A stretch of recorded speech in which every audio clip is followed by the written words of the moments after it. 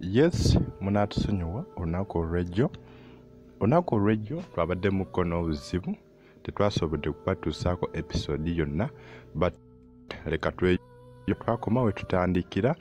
Episode ya 30 egenda kubeera ng'ebala olunaku olwaleero kati 33 enkyawe tulinde eya 32 n'eya 33 tukatuuse mu makati gaako. Olabidde episode ya 30 tukatuuse mu makati gaako, naye nga mwebale kwekumirako, mwebale kusubscribinga na kulaga bukakamu kubanga olw'ejjo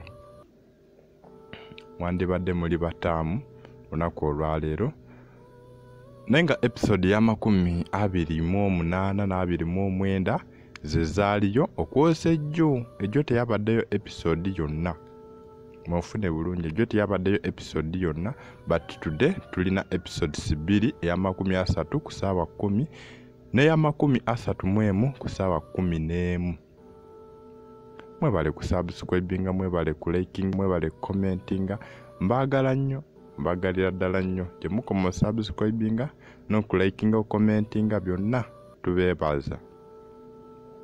Nawatanaba joininga WhatsApp group yaffe gyeri egezaako kuba nti eddukanizibwa. Olunaku olwaleero tulina omulamwa.